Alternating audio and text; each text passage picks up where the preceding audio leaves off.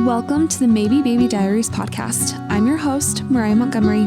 Here we'll discuss all things infertility like heartbreak, joy, growth, loss, and the wild, crazy journey that it is. Let's bring awareness, education, and understanding to the table. You aren't alone. Together, we've got this. Welcome back to the Maybe Baby Diaries podcast. This is episode number 11. Today I have on Brent, my husband. Hello. Hello, Brent. We are going to catch you guys up from what happened in episode 2, which was our entire, infertility story up to the point where we were. We are going to be talking about a couple sensitive things today. So if you're not in a space where you can hear about positive pregnancy tests or recurrent pregnancy loss or anything like that, just tune in next week and we will catch up back with you guys. If you are going to stay, though, we're so excited to have you here and to be with us on the official 11th episode. Yeah, that's crazy. I know. This little passion project it's been fun. It's been a lot of fun. So if you haven't listened to episode 2, that's where we went over like our entire IVF story and our infertility story and what IVF was like. Now we're going to catch you guys up from where we left off. And we left off with our egg retrieval. I guess, and then the results after that. So do you want to go over how many eggs we got from our surgery? Just how many eggs did we get, Brent? 31. We got 31 eggs. 31 eggs. And that was amazing. Yeah. And then 22 matured. And that explained it, why you were so... I was so bloated. Not bloated, so just like you uncomfortable. felt full all my the time. My ovaries were not having it. So we got 22 mature, and then we got 17 that fertilized through ICSI fertilization. Yeah. And then we went from 17 to 12 on day 6 that were ready to go be cultured and sent off to the lab to go have embryo genetic testing.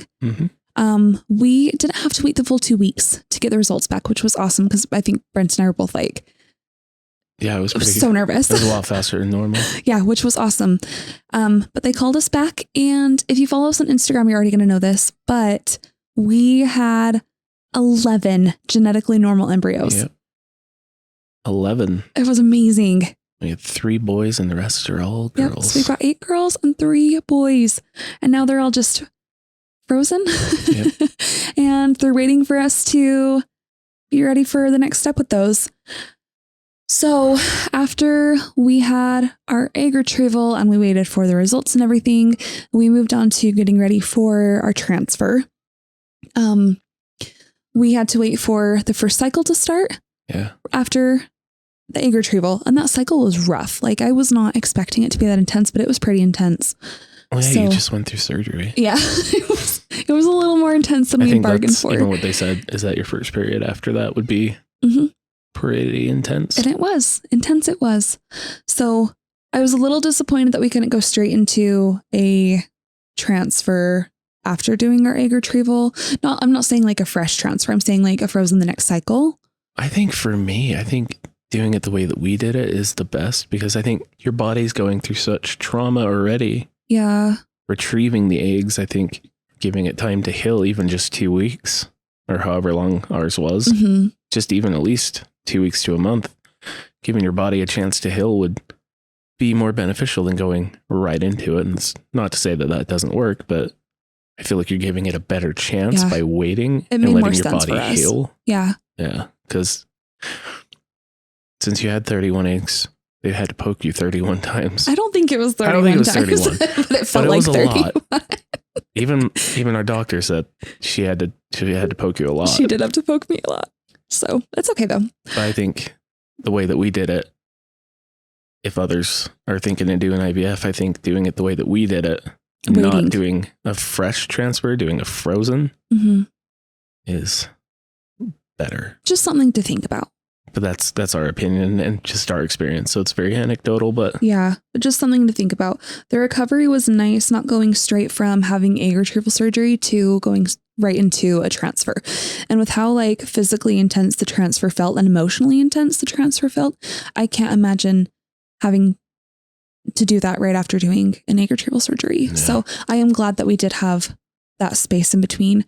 So yeah, we did our everything. And then we had to have that one cycle all the way out of the way. And then we started medication, getting ready for the next transfer time. And my period started and we got on the calendar and that was so crazy to know, like, okay, if I get pregnant, that is the day that I'm going to get pregnant. And to just like have it up on the calendar, like, oh, it's right there. Like we're this close to meeting our baby and having our baby home with us if everything went according to plan. Yeah. So we got ready for the transfer. Like I said, we're doing the medication. I was doing estradiol. I was upping my prenatal and my methylfolate. I was on my progesterone, gel suppositories vaginally, and then also doing the progesterone and oil shots every third day. And I'm really grateful that we had that protocol for our progesterone, because a couple days in, or a couple doses in with the progesterone and oil, my butt was like so sore. I couldn't sit down. Like even now recording this all this time later, like my bum is sore. Yeah. We could do a whole episode on like how to survive transfer and how to survive retrieval. But if you have the option to do the protocol that we did with progesterone, I would definitely talk to your doctor about it. Yeah. So just another thing to think about. We're just giving you guys little nuggets today of like something to think about pieces. So, okay. Well, we did the transfer.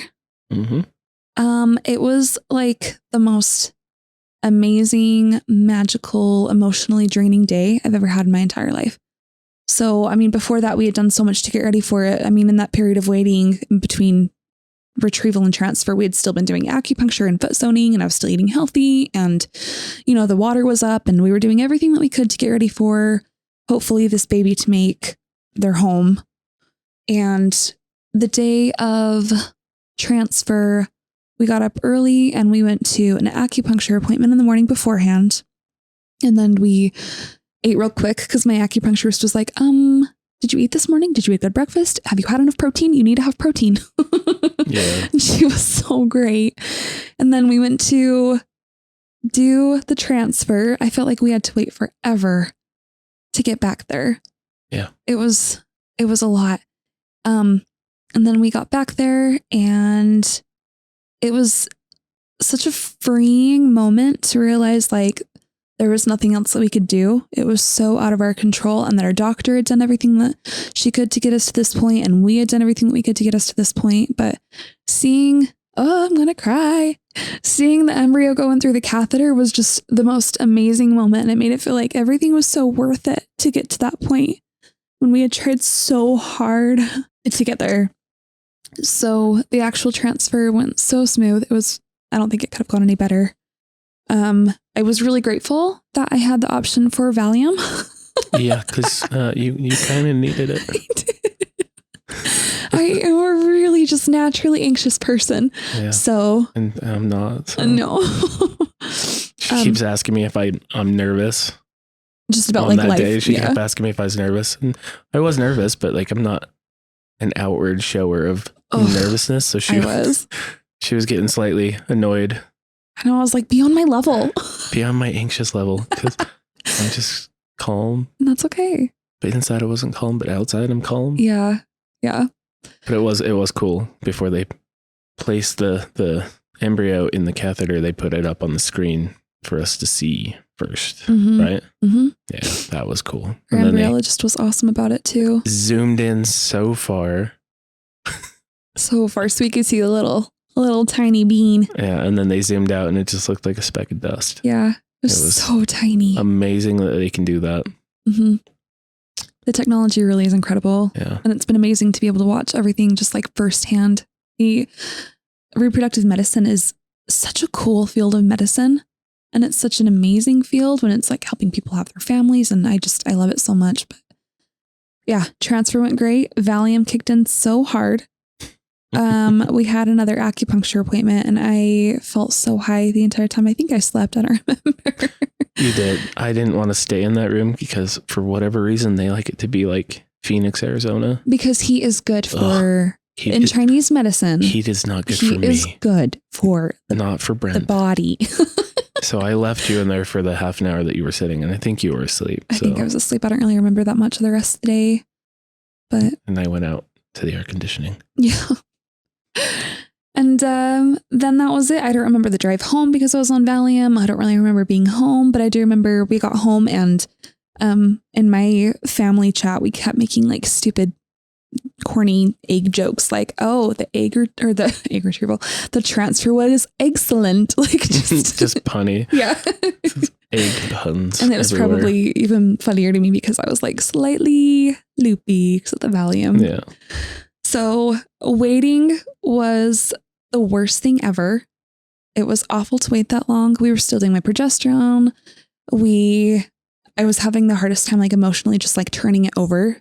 And I feel like after you know that there is life inside of you for however long, even with, after having like a transfer, like every little twinge, every little like ache, every little sensation is just like a possible sign that everything's going your way. So the second and third day after our transfer, I was really crampy and I was really crampy on like one side. And of course I went to Google because why wouldn't I do that? I already knew the answer, but you and Google. I know. And everything on Google said that it was a sign of implantation and to take it super easy. So of course I was like, oh my gosh, my baby could be implanting right now. And then I got nervous that it wasn't happening. And then I like didn't want to get my hopes up. And it was just, there was a lot going on. Yeah. It was a lot. So I'm trying to remember what day it was.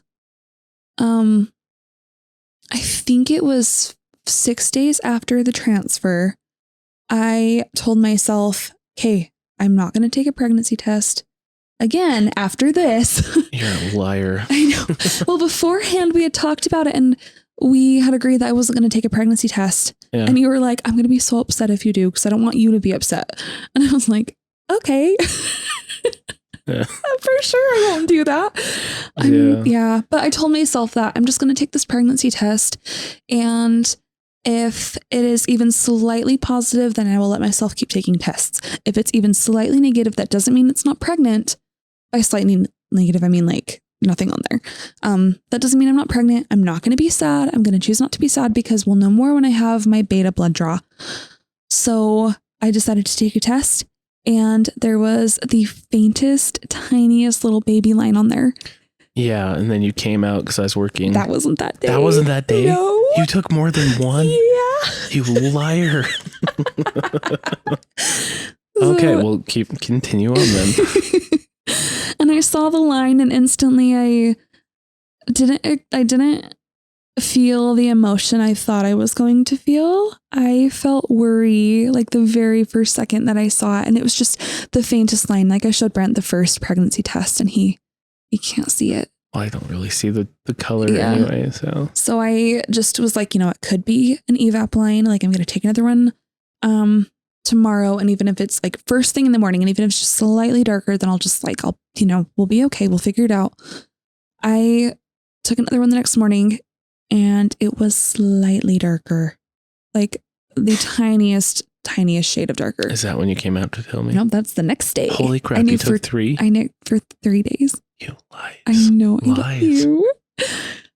And again, I didn't really feel like any excitement. I didn't really feel any, I don't know. It's hard to kind of talk about where I was right then. I think I was just so worried that it wasn't going to be real after all these years of waiting and after all this time of like all these negative pregnancy tests that we've taken for the last however many years. And then to finally get a positive one for me was not this amazing, like, oh my gosh, I'm so blessed. It was really, really scary. Yeah. And that was hard to navigate. And I felt bad for being worried, that being my first reaction, but I didn't want to have another miscarriage. I didn't want it to not be real. And I really didn't want to get my hopes up. So the next morning I had a podcast interview and I had taken a pregnancy test right before that. And I saw it and I was like, okay, I cannot even argue with that. That is positive. Like I'm pregnant, but I had to put it away because I had a podcast interview and I was getting ready for it and everything. And then I had the interview and I looked at the pregnancy test again and it was, like I said, I couldn't argue with it. I knew I was pregnant. And I also knew that there was no way that I could keep the secret from Brent at that point. And I also knew he was going to be upset with me. So I sat on our bed for a while and I was just looking at the test and I was like, oh my gosh, I think I'm pregnant. Oh my gosh. Okay. And I like was trying to make myself be excited, but I was just so worried because I didn't want to lose this baby when we had seen them literally from the very beginning. And I already loved them so much just in that moment. I was scared and I didn't know any other emotion, but I recorded myself kind of like talking about this positive pregnancy test. And I was like, I think I'm pregnant. And I think it hit me in that moment when I was like, oh my gosh. And then I think I got a little bit more excited then, but I had this cute idea of how I was going to tell you, Brent. And then it didn't work out because you didn't listen to me. So I ended up just like going outside and I was like, hey, take this picture with me that's going to say that, or do like this little video with me and it's going to say like, we're going to be like, oh, 7 or 8 days past transfer, however many it was by then. And we were going to be all pumped about it. And you were kind of like, okay, whatever. I was in the middle of building You were a out in chicken the coop. garden and the chicken area. And I just went out there and like bombarded you. Yeah. Like, hey, do this with me. And then he was recording and he's holding the camera out. And I'm like, like, this is my chance now or never. And I'm like, I'm pregnant. And you're just like, you took a test? And he was not. It wasn't I didn't the give reaction. her the reaction she wanted. And I didn't But to be fair, you didn't have the reaction you wanted. Exactly. And then you're like, why'd you take a test? And I was like, because I'm pregnant. And then we both cried. So it took a second. I think he was kind of in shock and a little bit like, oh man, woman, you took a test. I think in fact on the video, you did say something like, woman. Yeah. Well, I didn't want you to take a test because the tests that we have, they're not the greatest. They're bought in bulk off Amazon for like $15. And I wanted the doctor to give us the test. Yeah. I wanted the doctor to tell us that we were pregnant because she would know best. That's why like the reaction you got wasn't the reaction you wanted because I didn't want to like to fully believe that it was. Yeah. And get my hopes up and then it not be real. I get that. So that's why my reaction was lame. That's okay. It wasn't lame. Yours was lame too. Mine So was lame. we were both lame. And then I think we were just so scared. oh, definitely for sure. Yeah. It's been 4 years and a miscarriage and I think even we even had a couple No. false positives in the past. yeah. So yeah, it's not out of the realm of possibility that we were both just I think scared was our not- first reaction. scared, not And believing. we didn't want to get our hopes up. Yep. So we did have our beta blood draw and we were both super nervous for that because I really wanted a good number. I didn't want it to be like a chemical pregnancy. And I don't know. You learn a lot from that first blood draw. Yeah. So we went in, they asked if we had taken a test and I said yes. And I said, yeah, it's positive. And they were just so excited and so sweet about it. And they called us back a couple hours later and we had really good numbers. I know we were in the 200s, but I don't remember the exact number. I think it was like 215 Yeah. or something. And we were 9 days past ovulation at that point. So for how many days it was good. It was a good number. 2 days later, I had to get up at 7, 8. I had to be to the clinic at 7 a.m. to do a blood draw. And I was so tired. And we did another one then. And it was in the 500s. So they were thrilled and they were really excited. Mhm. And even when they called us with the results from the first blood draw, we still were like, yay. Yeah, like faking being super happy. I mean, that's think awful we were to say. happy. It's We were happy okay. that it was positive, but we were cautiously happy. We were so cautious and it was scary. Yeah. It was scary. I started dealing with all these emotions like, oh my gosh, well, I'm pregnant right now, but like, how long is that going to last? And like, am I just going to lose this baby too? And it was really scary. It was a lot to deal with. Yeah. I mean, I think pregnancy after loss and infertility is like a whole really intense topic and it's a really loaded topic. And we were kind of experiencing a little bit more of the negative part of that than I had hoped for. But I mean, I can't judge our reactions either. I mean, I don't think there's a right or a wrong way to go about navigating what pregnancy is supposed to look like after years of infertility. Yeah, for sure. So, but I mean, we told our families, we told our kids. The boys We were going to wait excited. to tell our family though. We were, and then we just were like, And then we couldn't wait. We had to try to like figure out a way to tell everybody at once. But nobody was answering FaceTime. Like we did a FaceTime group message. Nobody answered. So we ended up calling everybody individually. Which was a pain. And some of the reactions we got were pretty funny. Yeah. I got my parents who answer the phone with the phone at the waist. Oh, it makes me happy. It's adorable. My dad always answers the phone with like his glasses up on his head and like the camera up his nose, and it's just endearing. Like it's so cute. And my oldest sister was in a store with her 2 daughters. She started shouting and crying in the store. It was a really good day. It was. That was a good reaction. Yeah. Everybody else had a good reaction. It was a good day. But that's when I think, started getting excited because we told everybody. And then we waited a couple days to post about it on Facebook and Instagram. Yeah. I think we both were just still trying to like wrap our minds around like, okay, this worked. Like as of right now, like I'm pregnant and you know, like we have this baby coming, and it was, I know I've said this like 10 times by now, but it was a lot. So when we found out I was officially 4 weeks pregnant, exactly 4 weeks pregnant, the first couple weeks were pretty uneventful. We were still like trying to believe fully that I'm pregnant. Yeah, I personally I think I was having a more difficult time believing it was real because it's not in my body and I can't feel the changes. Yeah. And I was waiting until we got the first ultrasound before I was going to be happy. And we were really hoping that we were going to see a heartbeat at ultrasound. Yeah. So we went in and I was like, oh my gosh, please let there just be like a fetal pole. Like let there be a little baby. And there was. Yeah. We saw the tiniest little speck of baby. We didn't see any heartbeat because it was early. I was going out of town and we wanted to schedule it before I was going out of town. But I mean, I felt like I could breathe a little bit more after that ultrasound.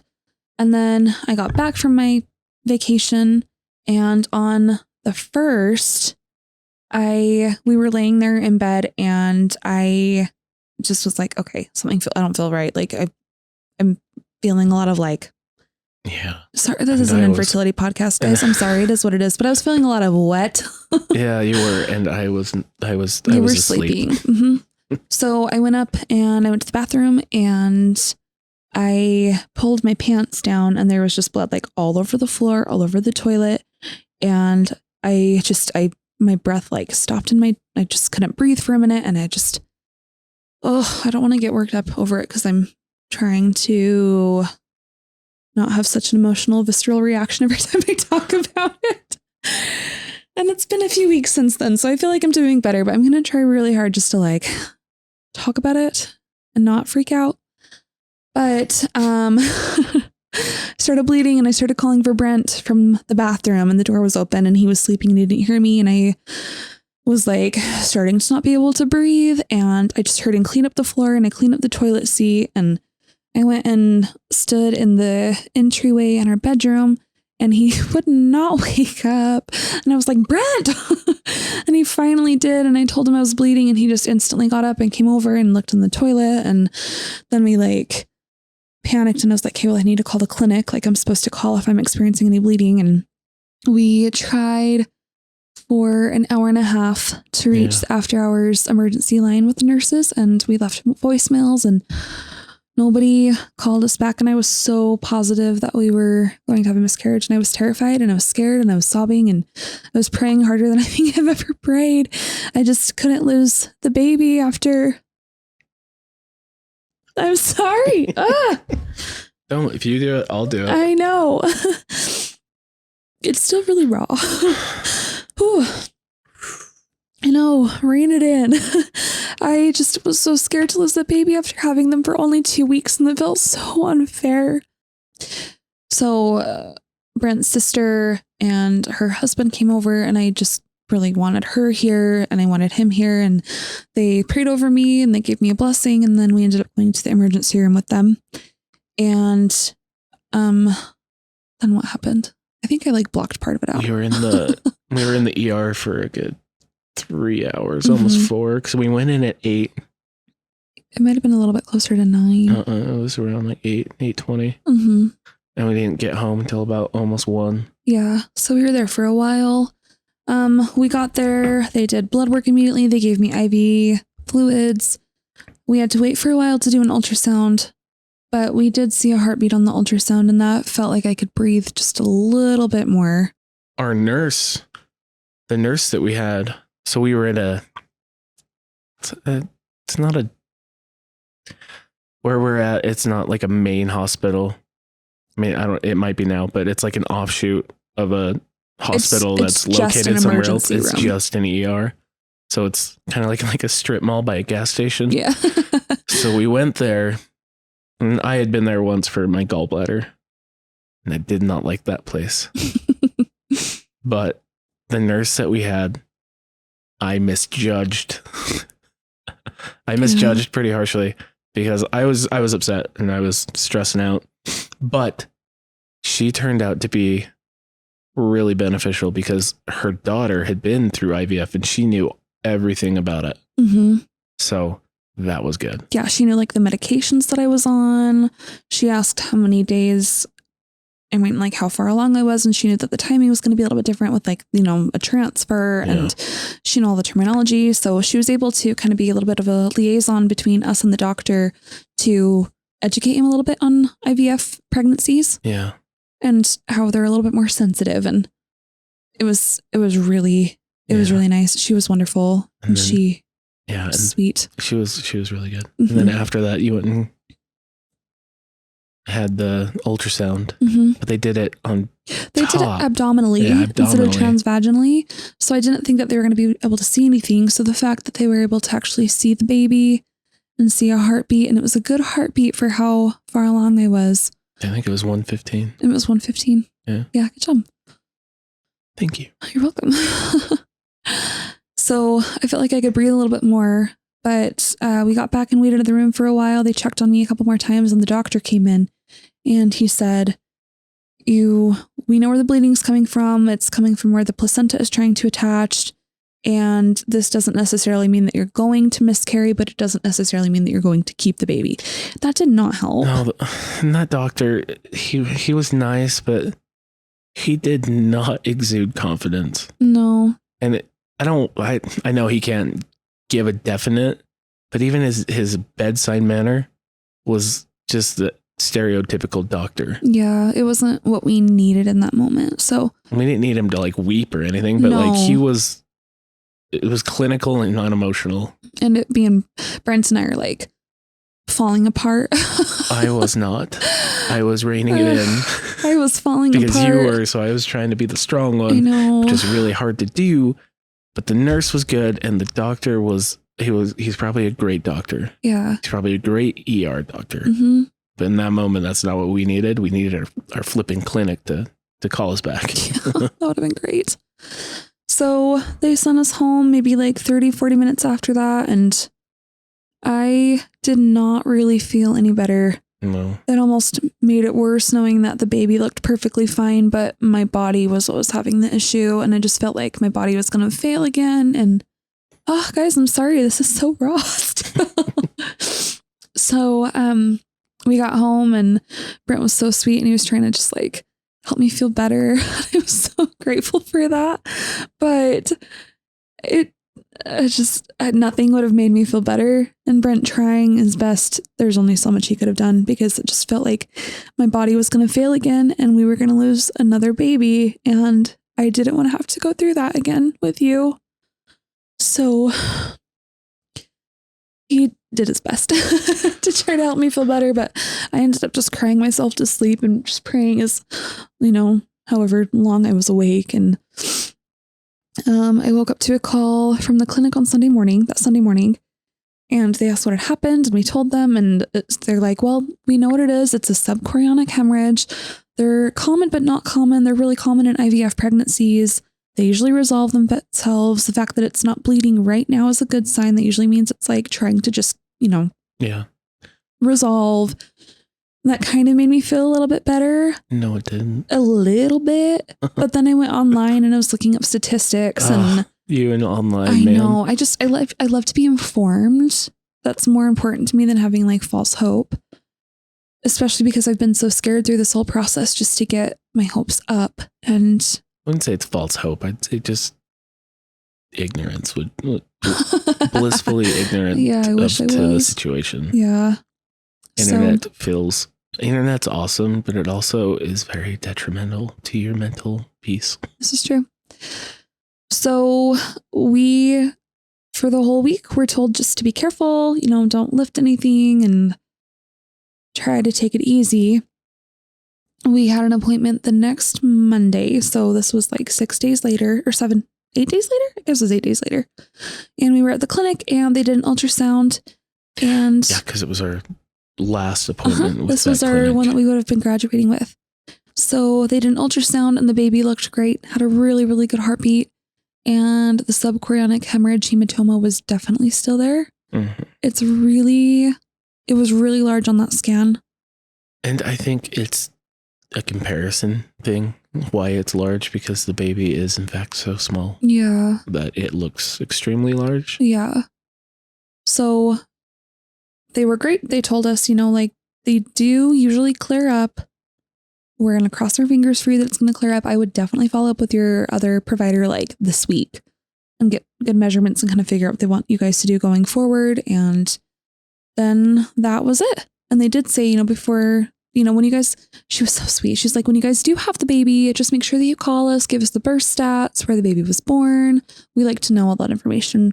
That kind of helped. And she gave me a big hug and she was really sweet. So we took a couple pictures to document the fact that we graduated the fertility clinic, even though I was really stressed out and I didn't want them to let go of me yet. And we went home and before we left, another thing, she told us, moderate activity restrictions, pelvic rest, taking it really easy until this clears up.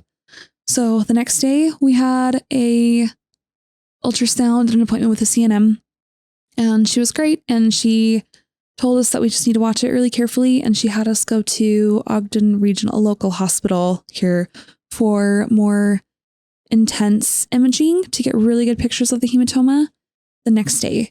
So that was Wednesday. We went and I got pictures and it was the longest ultrasound of my entire life. And again, the baby looked great. The baby looked so great. So the hematoma at that point was still pretty large. And now we're at a point where so that was Wednesday. So it's like 4 days ago that this happened. And we are just waiting for our next appointment I guess this doesn't really matter because then everybody listens to podcasts at different times, but it's on the 25th of this month and we're hoping for good news. So we're crossing our fingers, hoping that everything still looks great with the baby, hoping that the hematoma has shrunk. The fact that I'm not bleeding is a pretty good sign. Yeah, well, you're spotting, but it's not bright red. Yeah. Yeah. And I have this entire time. Yeah. So that's also not like a huge cause for concern. We're just having to be really careful and it's really hard. We're getting ready for another vacation and I can't do anything and it's frustrating and I'm frustrated with my body for going through this, but then I'm also really grateful for my body for sustaining a pregnancy this far. And it's like a really weird place to be. And I didn't ever think that we'd ever be in this particular place. So to summarize, pregnancy after loss and infertility is emotionally really draining.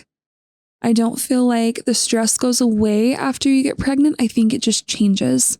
Yeah. And I miss when I was naive with my kids when I was 18 and 19, when I had no idea about any of these things. And I miss that I was just blissfully unaware that, struggle was a possibility.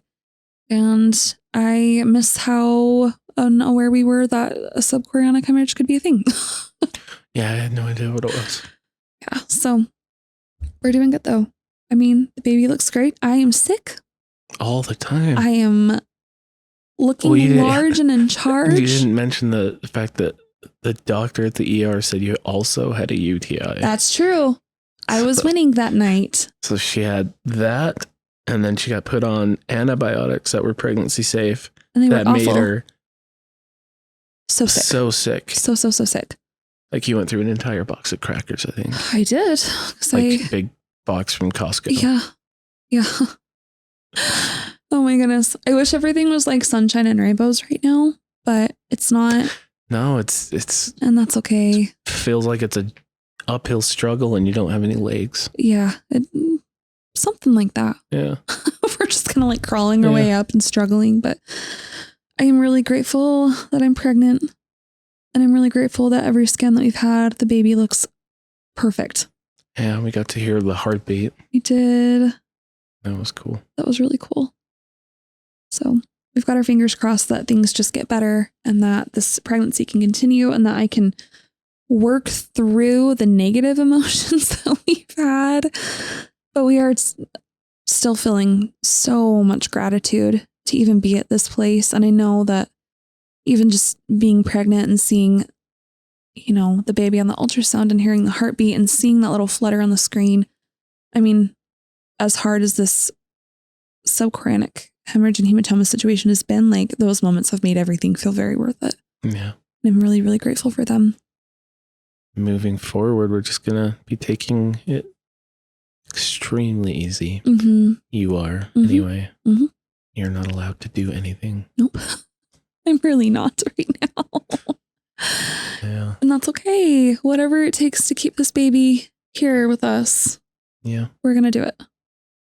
To summarize our journey thus far, we cut out everything that was bad. I cut out monsters. I cut out fast food. I cut out anything like sugar. I started eating very clean. You started eating very clean. We started exercising. We followed a protocol for supplements and took that religiously to the point where I personally, after eating them, I wanted to puke like the 3rd month in, because for men, it takes 2 months at least for your sperm to regenerate, which is ridiculous that it takes that long, but it does. So I had to start clear back in the beginning of December. But I took it really seriously on Christmas because my gallbladder decided it wanted to kill me. So that was like my kickstart, because we were doing the transfer in February, or the retrieval in February. So we started exercising. We started taking supplements. We started doing everything possible. We cut out as much as physically possible. We cut out all bad things, chemical wise, like cleaners. Yeah. Started using more organic and natural based stuff. Yeah. We started exercising, not heavy, but yeah. Well, I went heavy because I'm not carrying a baby, but I felt like because we were putting forth this massive amount of money and we had the help of others putting forth massive amounts of money to help us bring a family here, that we owed it to not just us, but to everybody else and the future babies to do everything that we could physically do. Yeah. And I feel like we've done that. I do too. I mean, me, in addition, I did everything that he just said, but I also did like foot zoning, which is like acupressure. Oh my Hannah. And then I also did acupuncture, and we did those religiously. Yeah. So that might not look like the right protocol for everybody, and that's perfectly fine. Yeah. But for us personally, we, like Brent said, just really wanted to do absolutely everything that we could, because we wanted to look back at this. And even if it worked, even if it didn't, even if we didn't have good numbers with our egg retrieval, even if the transfer failed, we just really wanted to be able to say that we did absolutely everything that we could. Our story has been a positive one so far, and we are very, very, very, very grateful for that. Yes. And we just felt like we needed to do everything that we possibly could do to do that. We're also being in this community and, having this podcast and still holding space for people in the community. We're also fully aware that even if people do everything that we did, it might not work.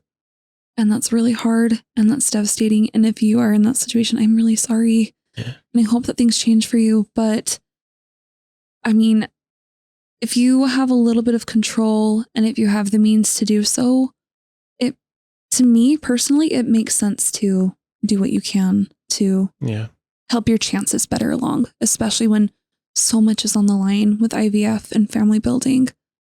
So I hope none of this sounds preachy. It's really just like what we did.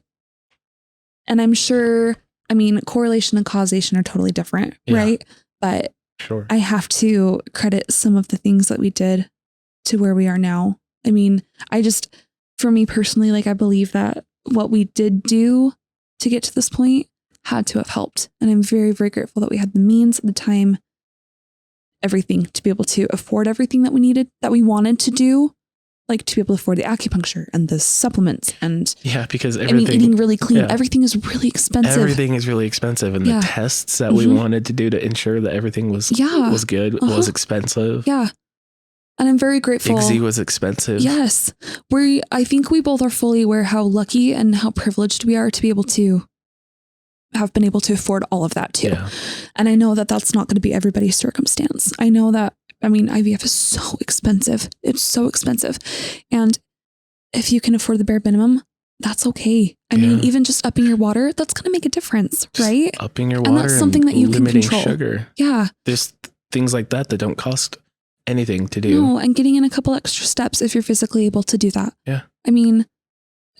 Don't go start CrossFit or anything. No, don't do that. Also listen to your doctor though. They're there for a reason. They know what they're doing. Yeah, and this is just anecdotally. It's just our experience. Yeah. Everything that we did to get to this point.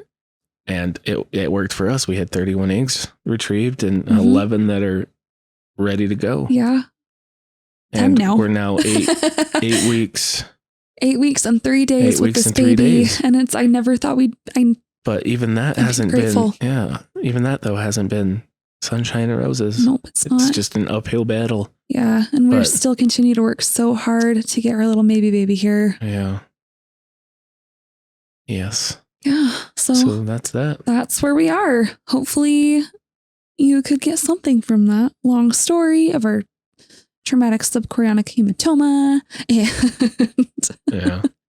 and how we were both like in shock and not thrilled right when we found out I was pregnant. And it's not that we weren't thrilled. We were just cautiously happy. Very cautious. Very, very cautious. That should be the title of this episode. I know. Cautiously happy. We're grateful for you guys though. And we are really grateful for all of the support that we've had with the podcast. Definitely. And it's been amazing. Yeah. You guys are wonderful. We are so grateful for it. And thank you for tuning in to another episode and listening to Brent and I just kind of ramble on about the last 4.5 weeks. Yeah.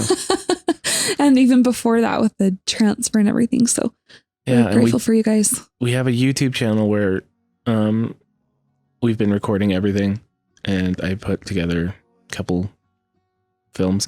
They'll be out soon. A full complete from start to finish. Yeah. We're hoping that everything continues to be okay with this baby and then we can have like a full really long one that someday we can show this baby and be like, look how hard we worked for you. That's the main goal. When they start acting up, we can be like, look at this. We did this for you. Knock that off. No, anyway. Anyways. If you know anybody that's going through IVF or going through infertility in general, feel free to share this podcast. It's full of good information. We've had really good guests on. We have. Everybody's been wonderful. We have future guests. And if this resonates with you and you feel like you want to be a guest on the podcast, we would absolutely love to have you on and to just hear what you have to say, hear your story, hear about where you've been, where you're going, all the things. Yeah. So thanks for being here, guys. We'll catch you in next week's episode. We'll talk to you later. Bye.